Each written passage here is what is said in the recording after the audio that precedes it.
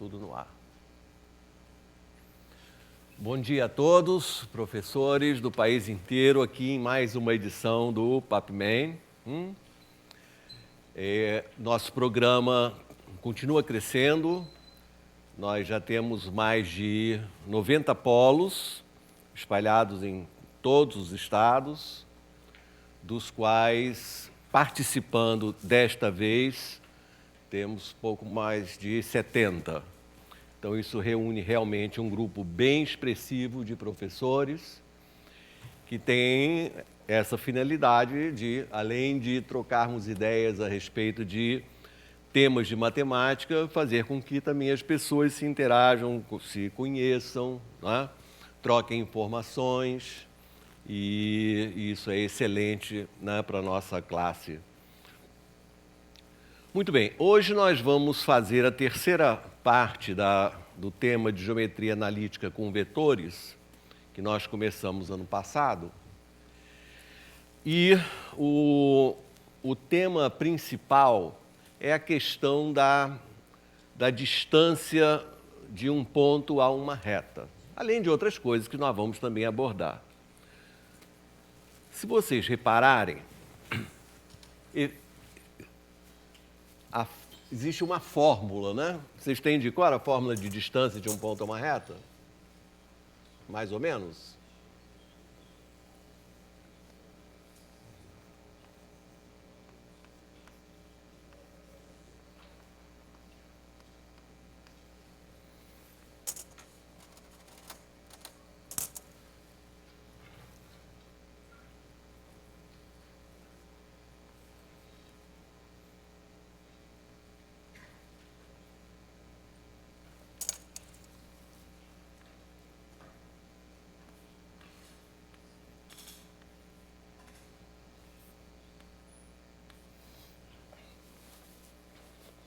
Equação da reta, um ponto que não pertence a ela. Vamos lembrar a fórmula? O que tem no numerador? Módulo de A, x0, mais B, y0, mais C, e embaixo, A2 mais B2.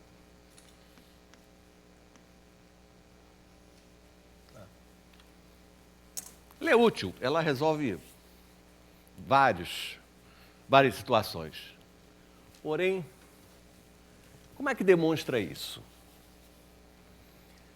É surpreendente que a imensa maioria dos professores com quem eu tenho trabalhado, contactado, não tem a menor ideia de como é que se demonstra isso. Os livros didáticos eu fui buscar e peguei os 7 livros mais vendidos, as 7 coleções mais vendidas no país. O livro do Paiva não está em ordem, da Editora Moderna, Chavante, da SM, o Dante, da Ática, o tradicionalíssimo IESE, da Saraiva, Joamir, FTD, um livro que se chama Conexões em Matemática, também da Editora Moderna, e um que se chama Matemática, Interações e Tecnologia, da Editora Leia. Nenhum desses livros explica essa fórmula. Curioso, não é?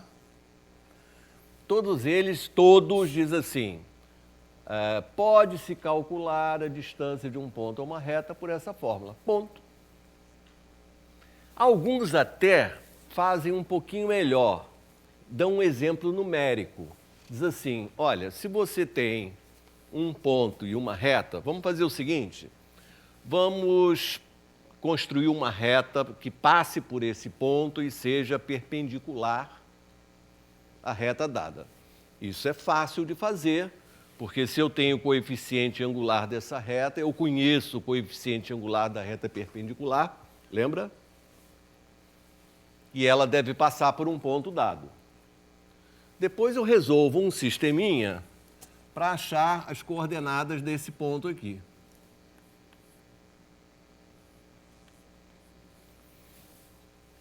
Depois eu aplico a fórmula da distância entre dois pontos conhecidos. Né? Esse é o processo tradicional.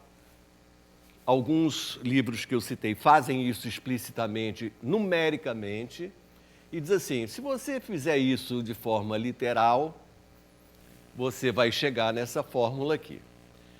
Isso não é bem verdade, porque para fazer isso que eu falei, com todas as letras, dá um trabalho horroroso. Mas eu eu sei que o professor precisa saber alguma demonstração disso aí. É o que nós vamos fazer durante a aula de hoje. Né? E nesse ponto os vetores vão dar uma solução assim muito elegante, muito limpa. Sobre essa história do livro didático chutar uma determinada fórmula, isso não é de todo assim condenável. Quando uma fórmula é importante, como por exemplo, fórmula que resolve a equação do segundo grau, é uma fórmula que o aluno, que nós vamos usar o tempo todo durante muito tempo, não é? Então é preciso realmente saber de onde vem essa fórmula. É claro também que quando nós aplicamos a fórmula da equação do segundo grau, nós não estamos pensando de onde é que ela veio. Né? Nós já mecanicamente nos acostumamos a usá-la. Mas nós sabemos que uma vez eu já vi a origem dessa fórmula. Outras fórmulas estão assim num plano paralelo. Por exemplo, o aluno precisa saber que a área de um triângulo é a base vezes a altura sobre 2. Ele precisa saber por que é base vezes a altura sobre 2. É claro que os professores mostram isso adequadamente. Né? Cada triângulo é metade de um certo paralelogramo, que por sua vez é equivalente a um retângulo e assim por diante. Quando o aluno aplica base vezes altura sobre 2, ele não está pensando automaticamente na origem dessa fórmula. Já se tornou automático. Mas uma vez na vida ele já viu a origem disso. Um livro pode perfeitamente citar como comentário que se os 3 lados de um triângulo são dados, existe uma fórmula muito bonita chamada fórmula de Heron. E escrever a fórmula de Heron, comentar que é muito fácil de usar, a fórmula é ótima, mas que não vamos colocar aqui a demonstração. É uma atitude legítima, porque a fórmula de Heron você não aplica lá todo dia, né? É uma curiosidade, o aluno pode pesquisar a origem dessa fórmula. Hoje, então, é fácil, né? Porque a gente pode não demonstrar no livro, mas o livro poderia dizer, olha, se você quiser saber por que essa fórmula é assim, vai em tal site, consulta esse, e aí você vai descobrir. Não é? Então, desses livros que eu citei, são os 7 mais vendidos nesse país, nenhum deles explica essa fórmula. Eles usam a fórmula, mas simplesmente dizem, olha, a demonstração é muito complicada, ou dizem, pode-se demonstrar que, e vão em frente. Ok, cada autor tem a liberdade, né, de escrever aquilo que ele acha que deve, ele tem limitações de número de páginas e assim por diante. Mas o professor tem que saber. Aliás, como se diz aqui, há muitos anos, desde que o professor Elon sentava nessa mesma cadeira, né? Ele dizia, o professor tem que saber muito mais do que aquilo que ele ensina. Se não for assim, ele é um professor inseguro. Por outro lado, se ele sabe muito mais do que ensina, as suas aulas naturalmente ficam mais ricas. Então, será que você, que está me vendo agora, será que você sabe como é que demonstra isso? Eu sei que vocês conhecem a fórmula, mas nós vamos ver então uma demonstração que é bastante curta e elegante também. Bom, vou começar fazendo um exercício que é uma recordação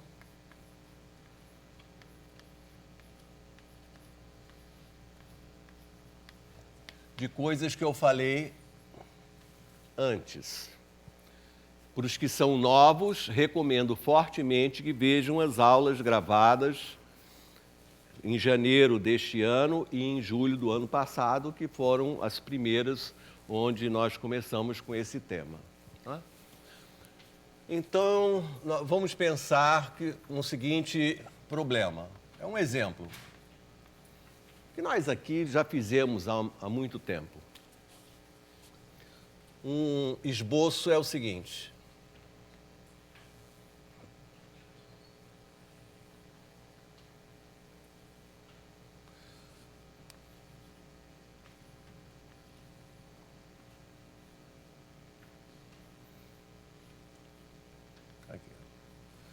Um retângulo que tem a base e o dobro da altura, digamos. Né?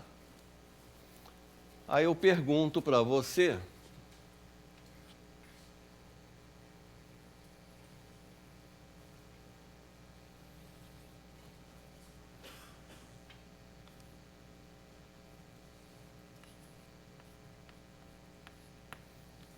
que ângulo é formado ali entre as diagonais? É um problema de geometria. A gente pode, em alguns minutos, pensar, não é? Como é que eu faria isso. Não é difícil, né? Calculo o comprimento de uma diagonal, calculo o comprimento de metade da diagonal,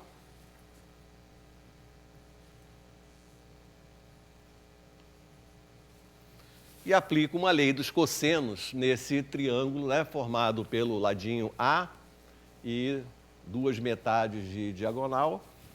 Eu calculo o cosseno daquele ângulo e o cosseno determina univocamente, né, o valor daquele ângulo. Nós podemos, entretanto, resolver por um outro caminho, que é o que a gente chama de geometria analítica ou método das coordenadas. Utilizar coordenadas num problema de geometria é uma opção. É claro que muitos problemas já vêm no enunciado descritos de forma analítica, como aquele. Dada a reta x mais by mais c igual a zero e o ponto P, qual é a distância do ponto à reta?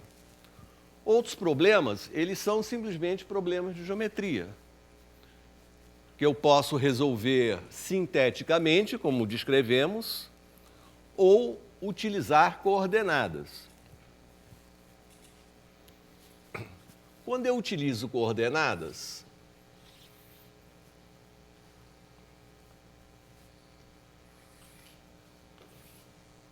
eu tenho aqui o meu retângulo,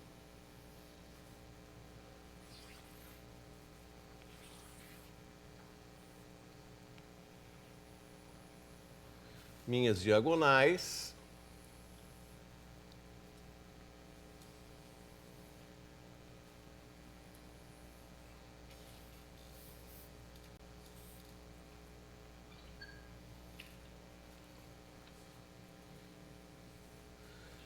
e a minha primeira decisão é estabelecer um sistema de coordenadas, ou seja, colocar eixos x e y perpendiculares. Uma opção natural é imaginar a origem aqui, eixo x, eixo y, é livre, né? Eu vou pensar uma outra opção.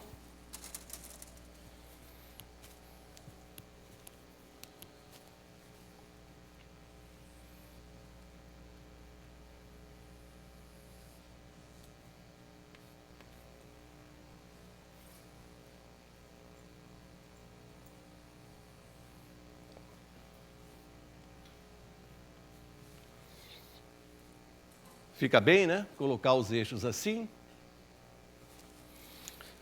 E depois eu vou anotar as coordenadas dos vértices.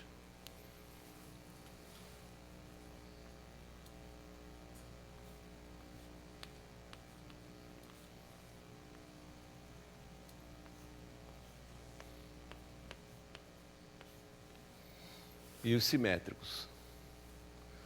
Alguém vai dizer, ah, mas você está particularizando. Tem gente que acha mesmo que eu estou particularizando, mas não estou, não. Além de você ter a liberdade de, ao utilizar o método das coordenadas, além da liberdade que você tem de colocar os eixos onde você quiser, você tem a liberdade de escolher a sua unidade de medida de comprimento. Então, eu escolhi uma unidade em que o comprimento da base mede 4. Ah, mas pode? Sim.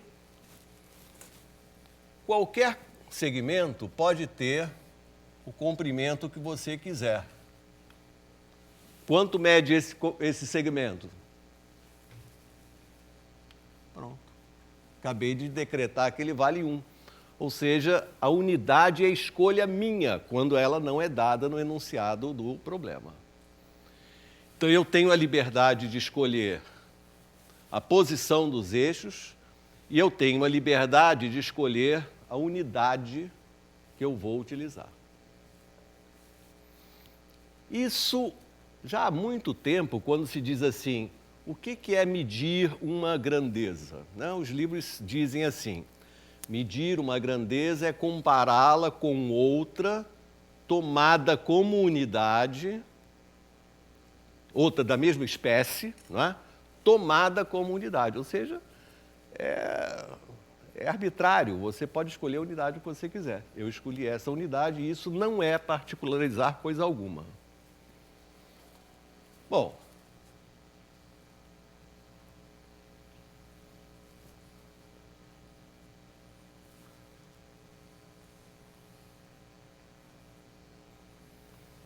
eu tenho então 2 vetores associados, U e V. Em aulas anteriores, tá?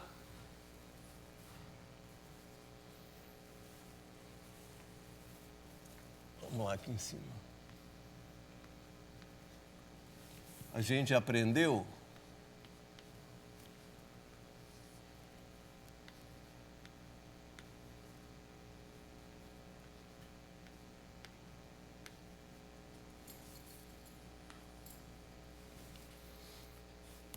que o cosseno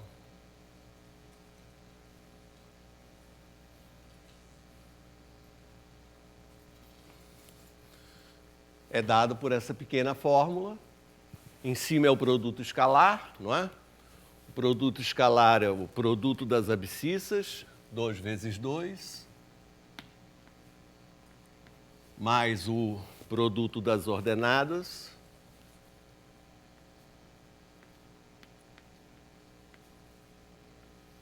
sobre o produto dos módulos, né?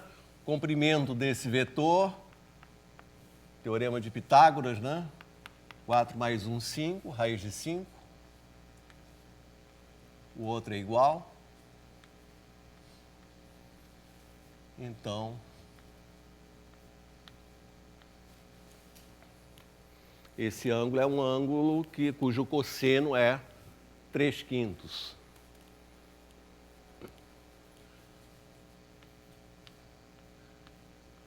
Sua calculadora informa que ele é de aproximadamente 53 graus.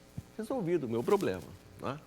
Então, a geometria com coordenadas, ela é uma ferramenta que, às vezes, pode ser bastante útil para resolver problemas simplesmente de geometria. É uma opção nossa, né?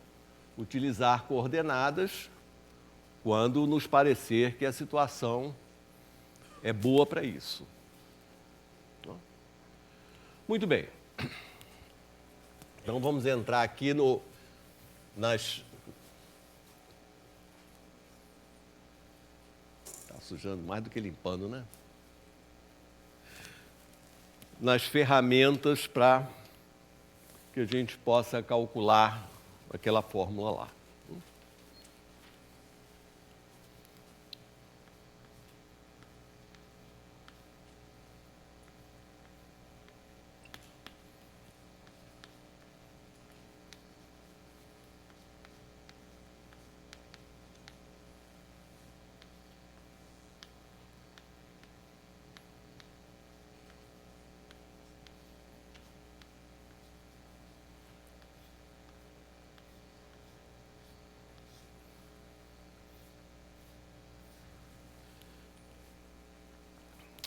neste Papman, ele está organizado da mesma forma que o anterior, ou seja, vocês terão 8 aulas, né, com 8 professores diferentes falando sobre temas diferentes. O horário que você ainda não viu, mas vai ver assim que eu terminar, eu estou começando com geometria analítica, já tem aqui o professor Branco, que vai continuar a falar sobre lógica. Amanhã vamos ter mais probabilidade e matemática financeira, e o restante vocês vão ver lá. Mas, de qualquer forma, terão 8 professores diferentes falando sobre temas diferentes. Ok? Bom, mas vamos lá.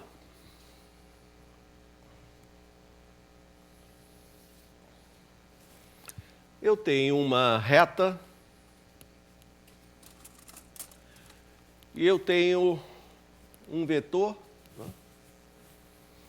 E eu quero saber o comprimento da projeção de um vetor sobre essa reta. Não há problema nenhum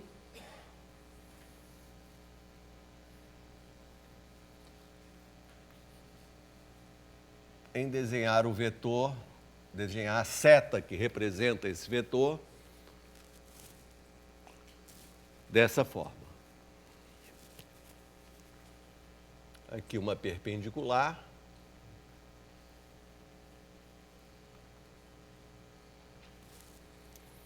E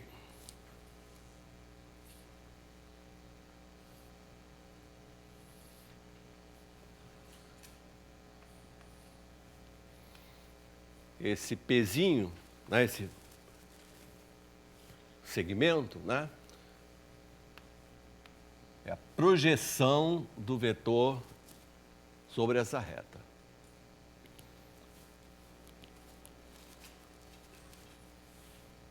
O que eu faço, então, para descobrir o comprimento dessa projeção? Vocês vão ver que tudo que eu preciso é de um vetor que tenha a mesma direção da reta e que seja de comprimento 1, para facilitar a nossa vida. Então, R é a minha reta, U, vetor unitário, paralelo a R. Esse vetor U que eu estou desenhando aqui, você pode desenhar em qualquer lugar, né? O vetor não tem lugar certo para morar.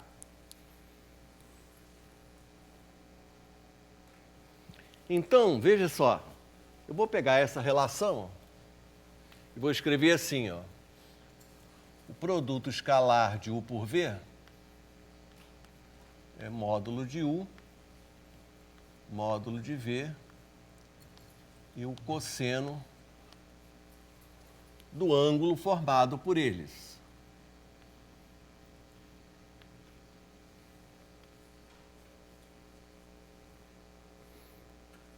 Mais ainda,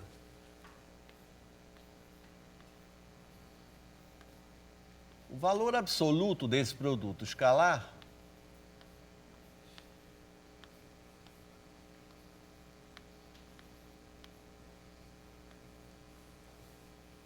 é o valor absoluto, módulo I, o módulo V e o módulo do cosseno θ também.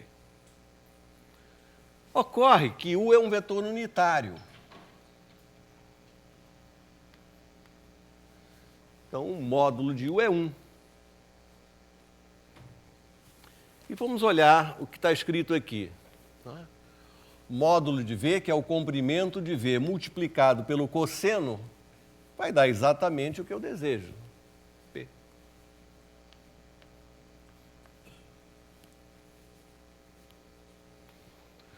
Portanto, calcular o comprimento da projeção de um vetor sobre uma reta é simplesmente fazer essa conta.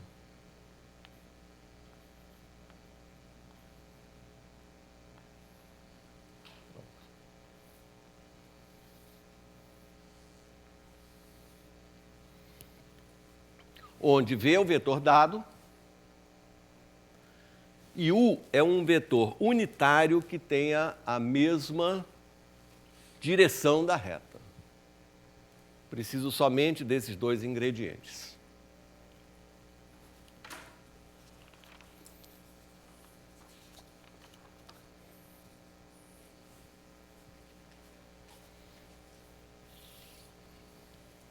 Vamos fazer um exemplo numérico primeiro?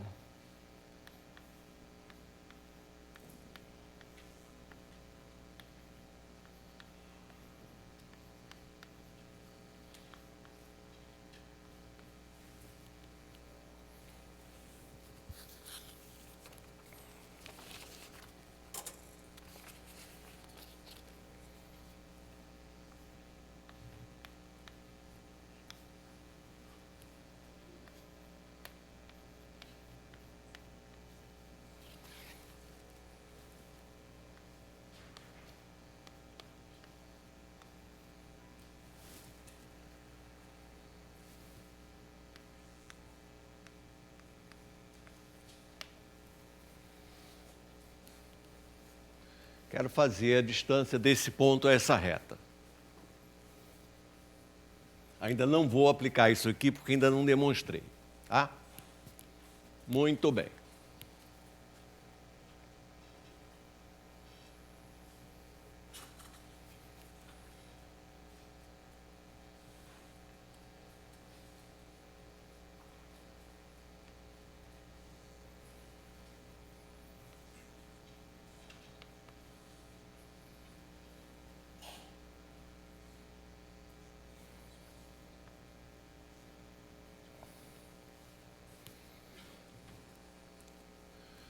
Desenho livre.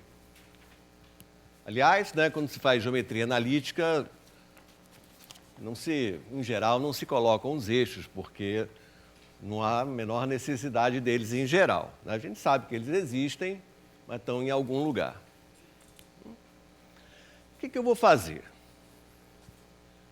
Eu vou escolher um ponto qualquer dessa reta.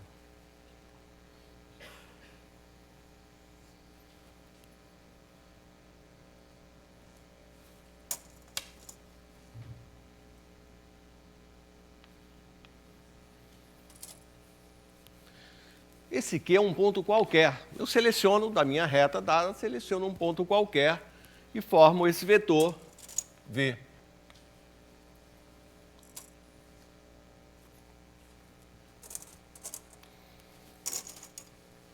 Observe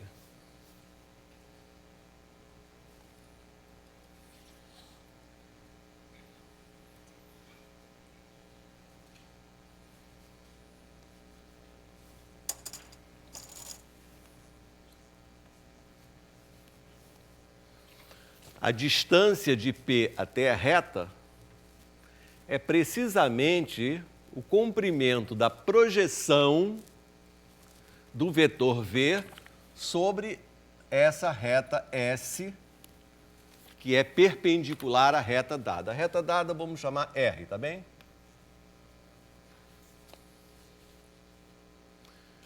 Então eu vou aplicar essa fórmula, onde o comprimento da projeção é justamente a distância que eu desejo calcular. Muito bem. Dos nossos cursos anteriores, nós sabemos que esses coeficientes 2 e 3, eles são as coordenadas de um vetor. Lembra que propriedade tem o vetor 2, 3? Um vetor normal, perpendicular a essa reta. Eu posso desenhar esse vetor onde eu quiser.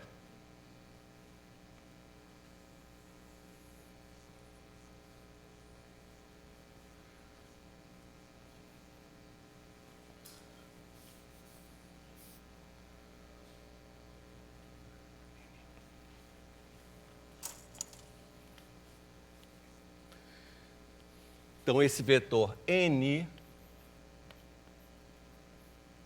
2, 3, ele é perpendicular à reta, é o vetor normal da reta. Mas se ele é perpendicular à reta, ele é paralelo à reta S, né?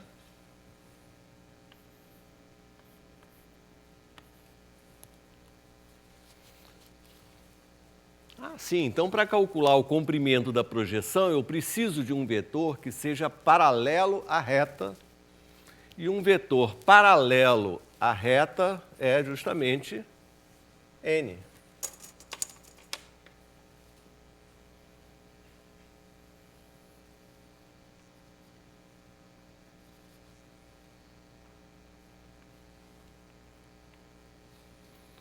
Só que o meu vetor precisa ser unitário, e n não é unitário. Mas é fácil, né? Construir um vetor unitário de mesma direção de um vetor dado é simplesmente dividi-lo pelo próprio módulo, né? Se um vetor tem comprimento 10, eu divido ele por 10, ele passa a ter comprimento 1. O módulo do vetor n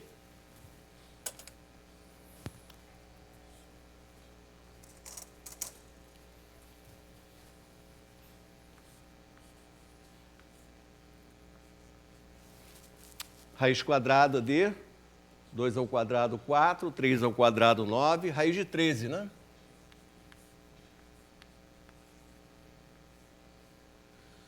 Então, se eu dividir as coordenadas de n por raiz de 13, eu obtenho um vetor unitário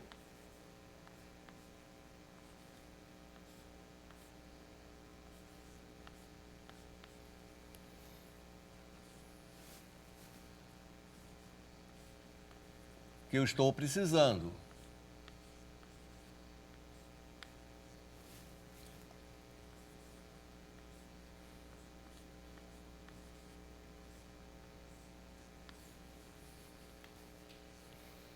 Pronto. Esse vetor é unitário e tem a mesma direção e sentido que esse que eu desenhei. Também o desenho é livre.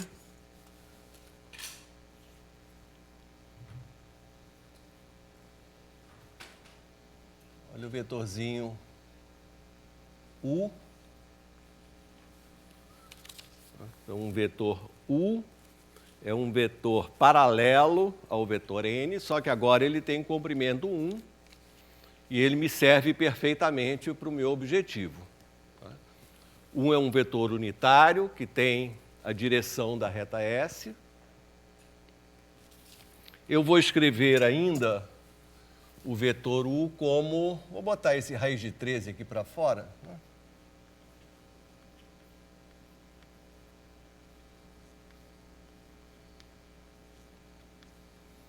Sim. Acompanhando? O que mais que eu preciso? Eu preciso do meu vetor V. Bom, qualquer vetor serve, escolhendo um ponto da reta dada. Vamos escolher um ponto dessa reta que seja, sim, conveniente, né? Me dá um pontinho bonito dessa reta aqui. Oh, já falaram. 1, 1.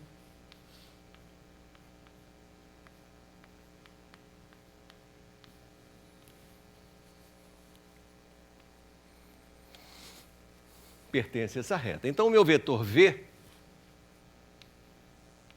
que é a diferença Q menos P, não é? Q está aqui, P está lá em cima, não é? Então, vai ser 1 menos 6 menos 5, 1 menos 4 menos 3.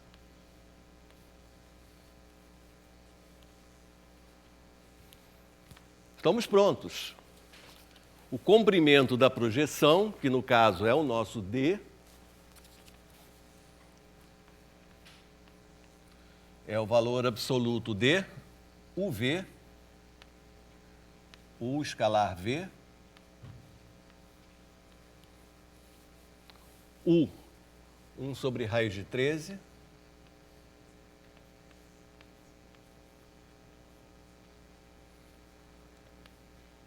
vetor 2, 3, escalar, Vetor V, menos 5, menos 3.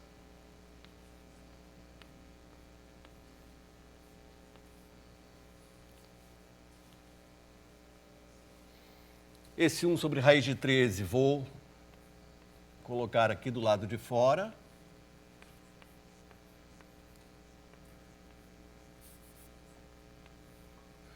Vamos fazer o produto escalar? Produto das abscissas, 2 vezes menos 5, menos 10, mais produto das ordenadas, 3 vezes menos 3,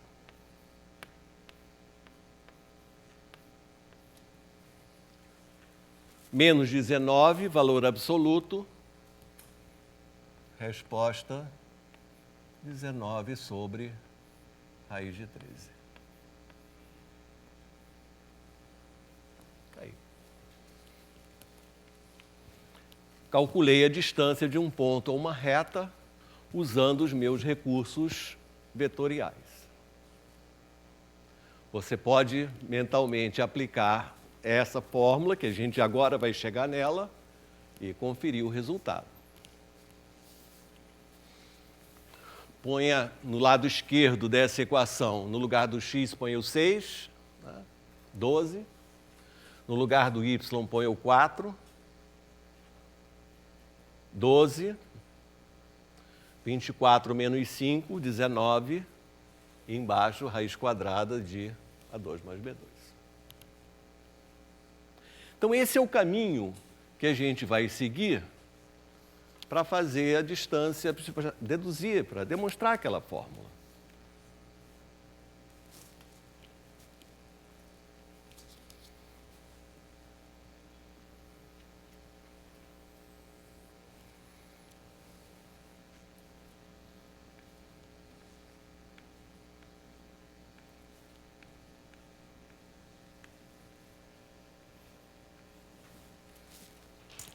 Vou fazer aqui do lado, nós vamos repetir integralmente esse procedimento de uma forma geral.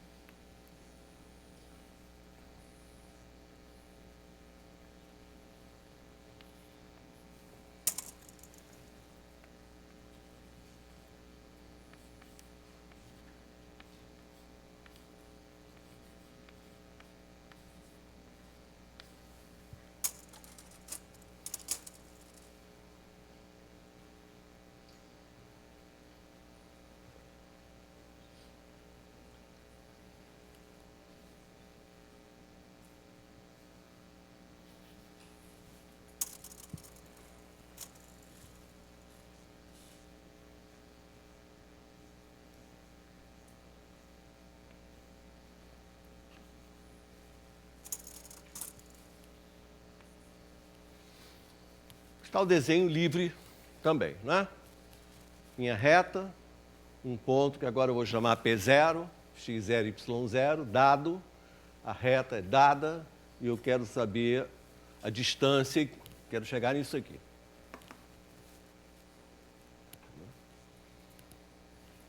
Esse desenho está bem semelhante a esse, né? Muito bem. Então vamos lá, né? O que eu sei? Da equação da reta, um vetor normal é AB.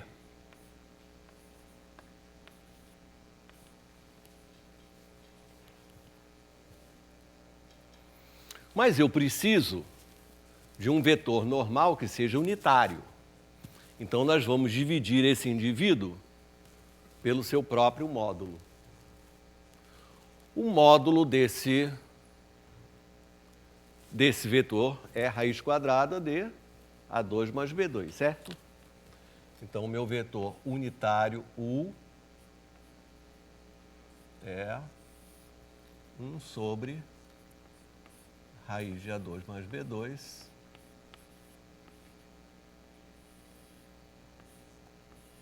do vetor AB. Nesse ponto, eu estou aqui, ó.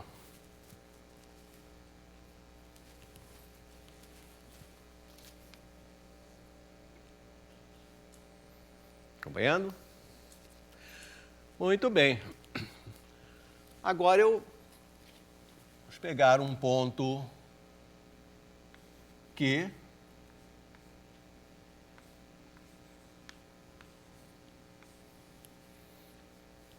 XY. Bem, mas esse ponto Q não é qualquer coisa, não é? Esses números x e y precisam satisfazer a equação da reta. Então, esse é um ponto Q, tal que ax mais by mais c dá zero.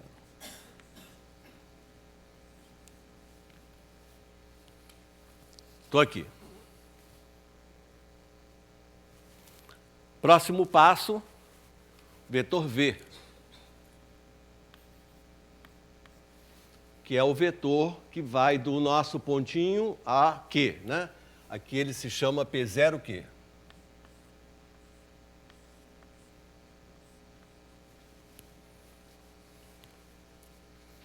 Então, ele é Q menos P0.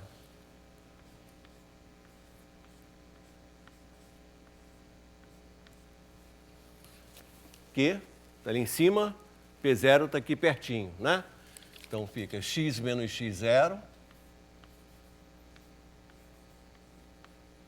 y menos y0. Acompanhando? Onde eu estou? Estou aqui, ó. Próximo passo, já vou calcular a distância.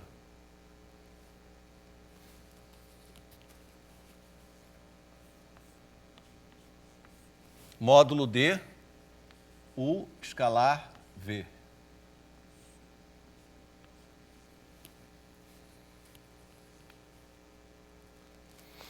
Então, agora eu vou escrever essa parte. 1 sobre raiz de A2 mais B2. Espera aí, faltou o módulo.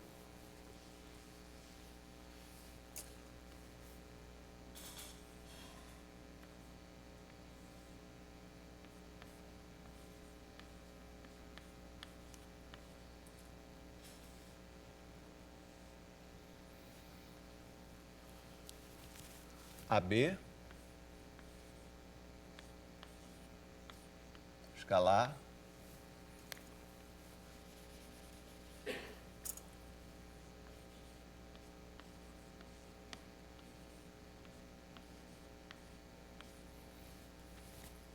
módulo.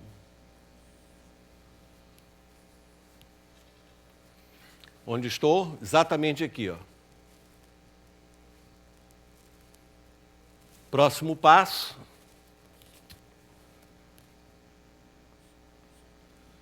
Esse 1 sobre raiz de A2 mais B2 do lado de fora.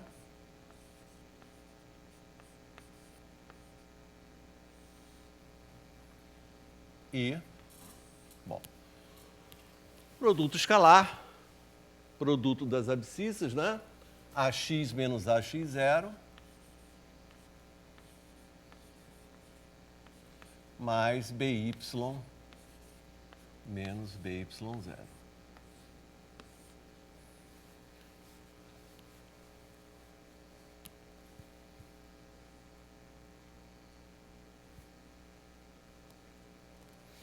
Tá quase.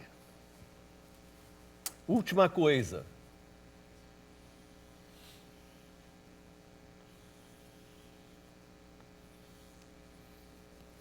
AX mais BY. Vamos ver quanto vale isso?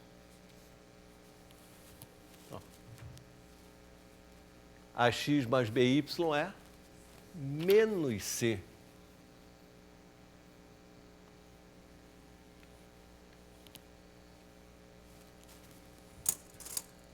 Então, isso é 1 sobre raiz de A2 mais B2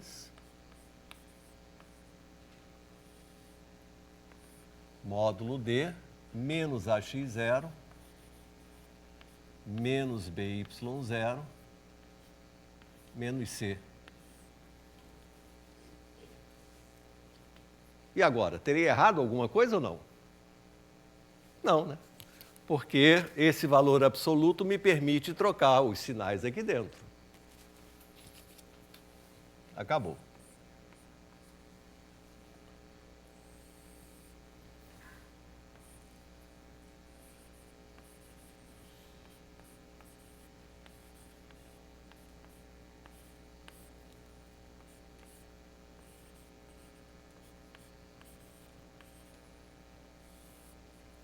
Aí está. Aqui numericamente, né? E aqui de forma literal, seguindo exatamente os mesmos passos.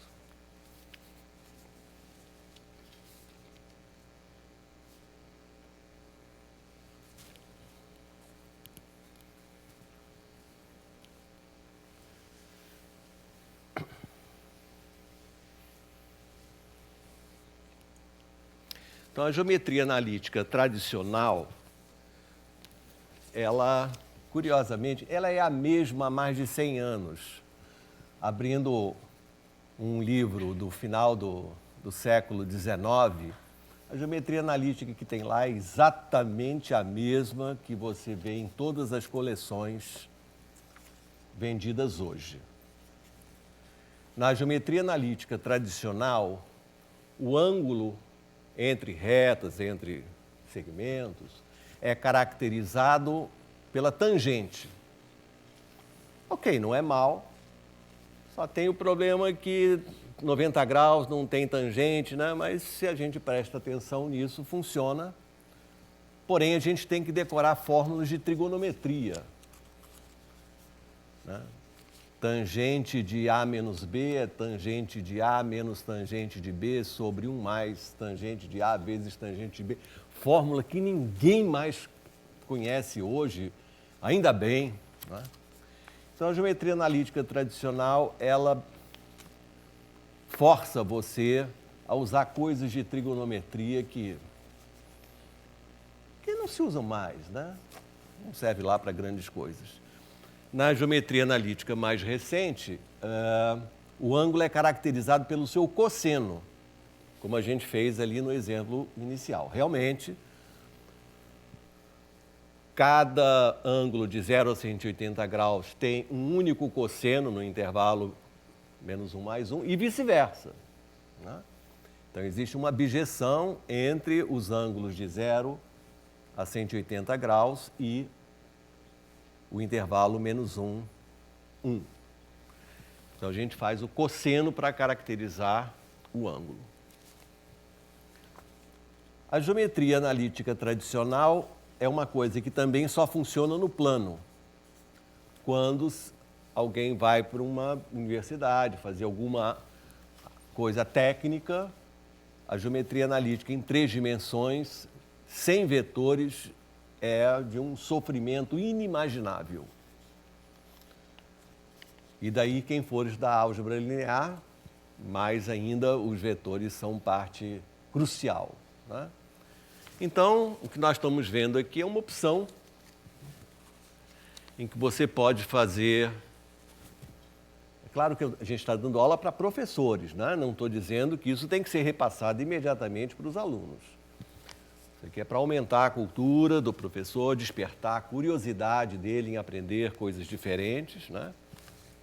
E, eventualmente, se um aluno perguntar qual é a razão dessa fórmula, chama o Joãozinho, senta ele aqui, olha, vou te explicar ligeiramente. Primeiro, eu vou te explicar o que é produto escalar, e aí a gente faz isso, isso e aquilo, e aí você responde, porque você sabe, né?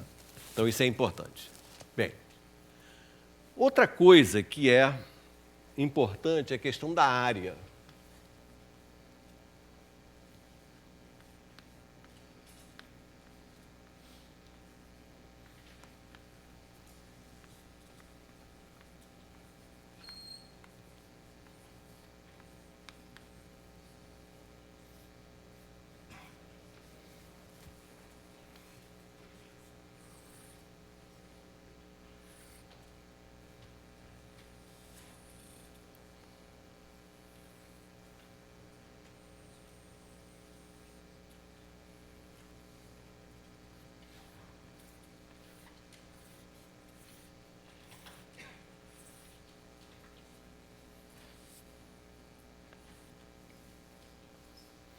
No plano, eu tenho um triângulo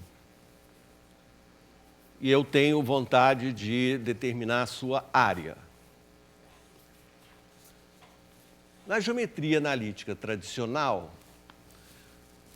o triângulo é definido a partir dos pares ordenados que representam os vértices. Isso é colocado num determinante 3×3. Com certeza vocês já viram, conhecem isso, né? Na nossa geometria analítica, não. Na nossa geometria analítica, o triângulo vai ser definido por dois vetores desenhados sobre os seus lados.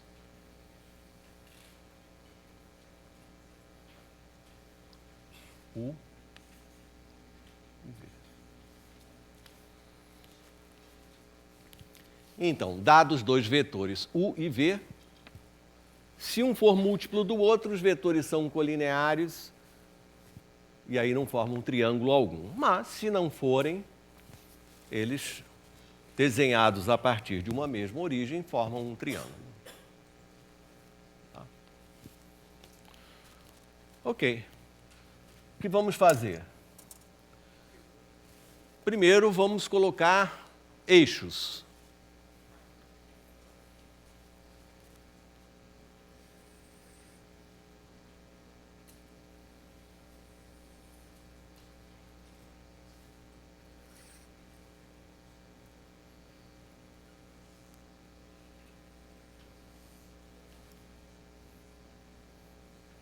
E a minha única condição é colocar a origem em um dos vértices do triângulo, aquele vértice onde eu escolhi para desenhar os dois vetores.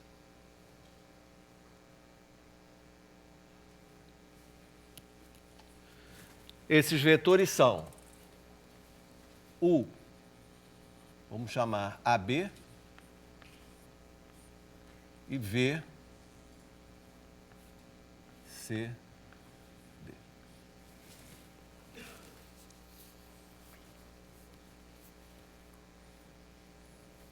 Tá? Esse é o meu ponto de partida.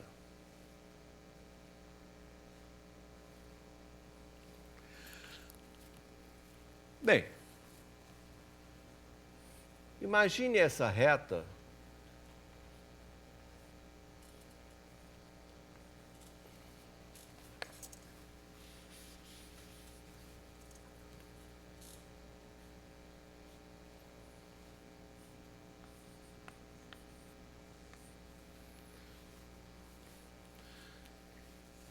que contém um dos vetores.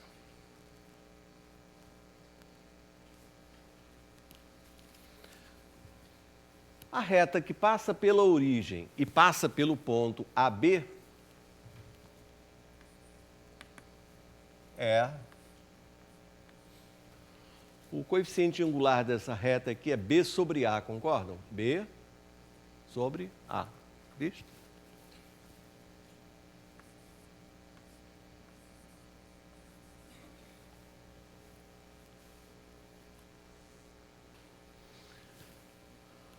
AY igual a BX, ou ainda menos BX mais AY igual a zero.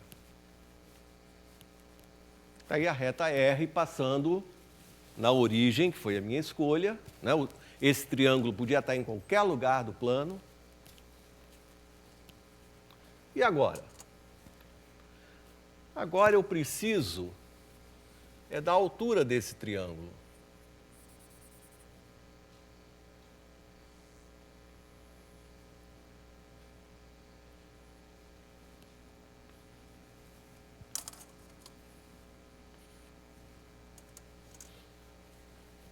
Ora, mas a altura do triângulo, o que que é?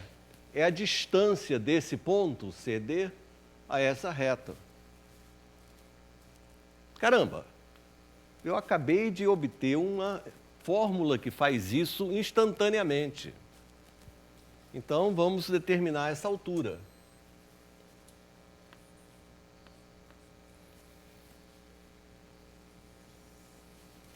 Como é que é? Numerador.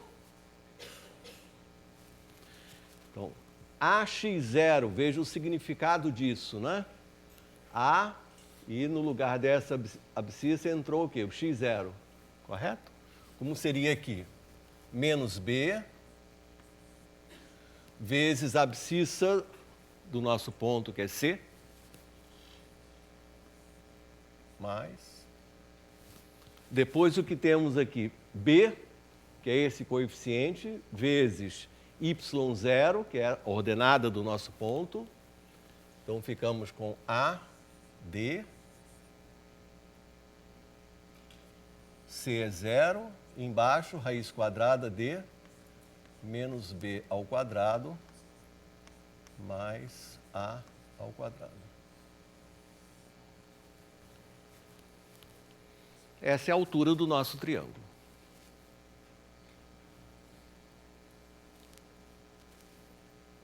Então, vamos calcular a área.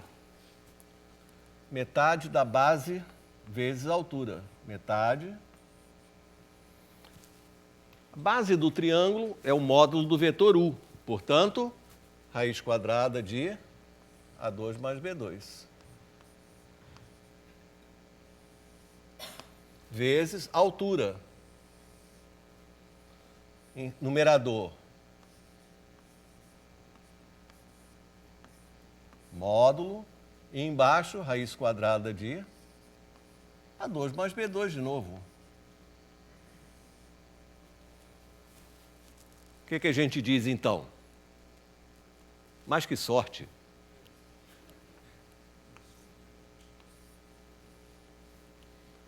Sorte dupla. Já ouviram alguma vez na vida essa expressão AD menos BC? O que que é isso? AD menos BC, com essas letras que estão aí. É um determinante, não é?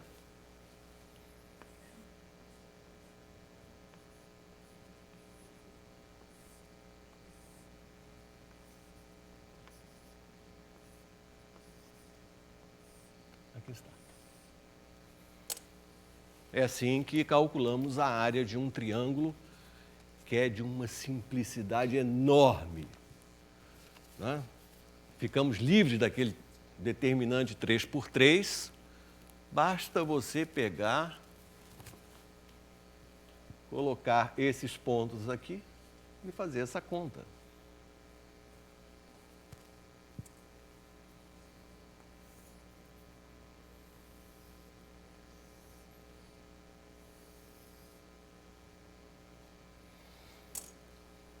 Então é assim que a gente faz a área do triângulo.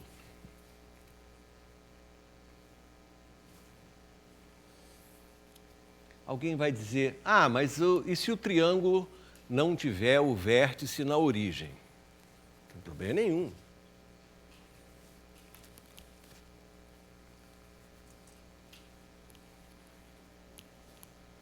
Não tem problema algum. Porque, na verdade,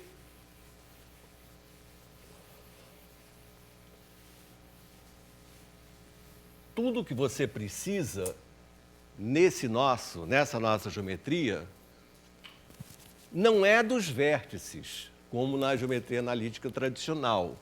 O que você precisa é de dois vetores que você construa sobre dois lados do triângulo.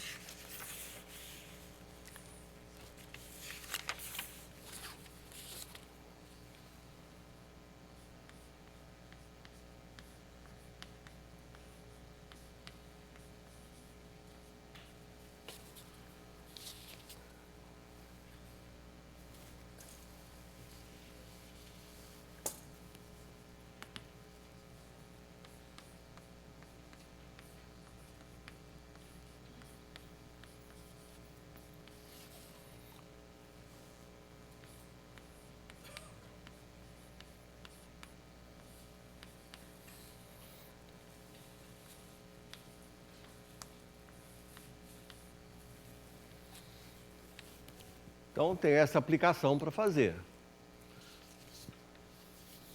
Calcular a área de um triângulo cujos vértices são dados.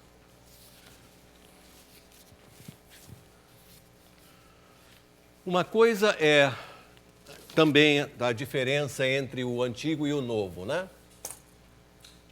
Antigamente, você escrevia assim, ponto A de coordenadas 1 e 2. Devagarzinho você vai abandonando essa forma de escrever, porque os computadores não entendem isso mais. Escreve assim. Aí qualquer programa de geometria analítica te entende. A letra A aqui tem um duplo significado. Ela é o nome de um ponto, mas ela é também um par ordenado. Então, eu posso manipular pares ordenados. Eu posso somar pares ordenados, subtrair, multiplicar por um número, não é? Então, tem sentido você fazer B menos A. Enquanto que se você escreve dessa maneira, B menos A não significa coisa alguma.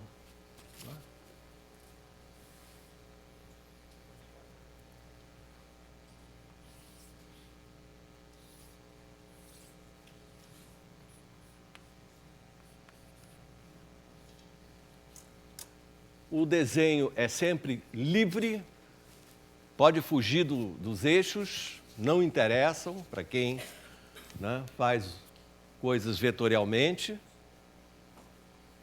O que você precisa? Você precisa de dois vetores desenhados sobre dois dos lados desse triângulo. Escolha qualquer vértice como nova origem. Então, vamos fazer o vetor AB, U, e o vetor AC, V,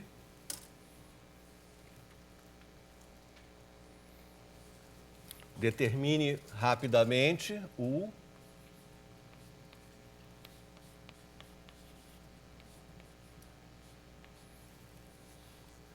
B menos A, 7 menos 1, 6, menos 1, menos 2, menos 3,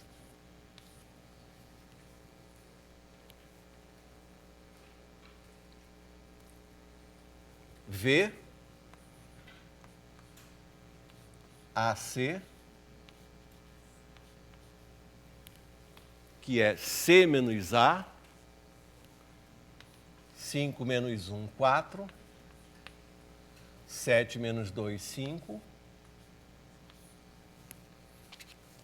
Então, nesse ponto, a gente está aqui, ó.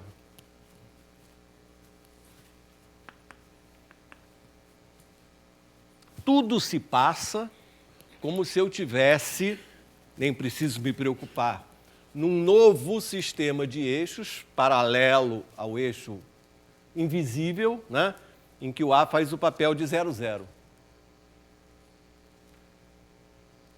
Calcular a área do triângulo é simplesmente escrever 1/2, valor absoluto do determinantezinho, 6 menos 3, 4, 5.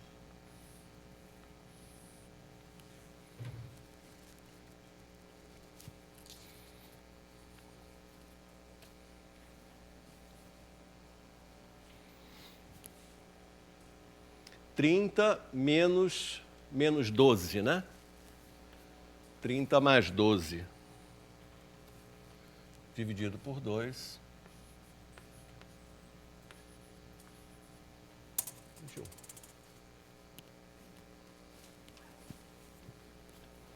E aí ficamos livres daquele determinante 3 por 3, né, que os livros ainda ensinam.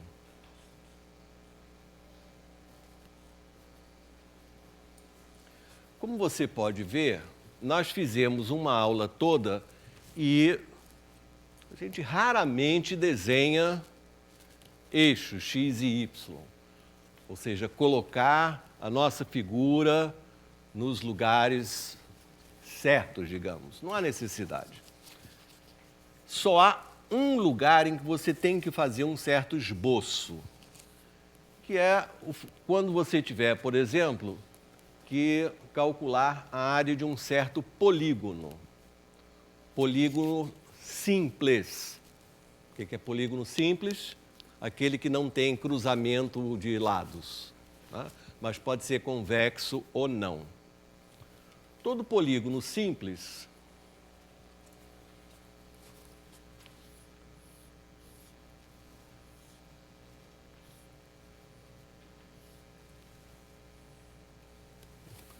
polígono simples. Todo polígono simples pode ser dividido em triângulos. E se eu sei calcular a área de um triângulo, evidentemente, eu somo as áreas dos triângulos em que o polígono ficou dividido. Esse é o único caso em que você, se você tem uma lista de pontos, né, você tem que ter uma ideia para você escolher convenientemente o vértice do qual você vai desenhar os seus vetores, né? Então, nesse meu desenho, esse vértice daqui é ótimo, né? Nem precisa ser o mesmo vértice para todos os vetores.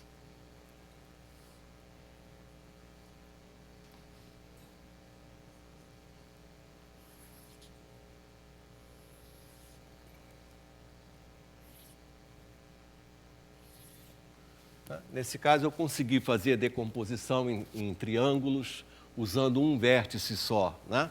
Às vezes não é possível, mas se você tem um polígono, é preciso olhar um pouco para ele para você fazer uma solução sem incidir em erros de você, por exemplo, calcular uma área que, na verdade, está fora da figura. Tirando isso, está tudo bem. Hoje à tarde, então, vocês terão exercícios tanto na parte de aplicar essa fórmula em situações concretas, como também fazer a área de algumas coisas. Okay? Ficamos por aqui, sejam bem-vindos, tenham uma boa semana e nos veremos ao longo desses dias. Obrigado.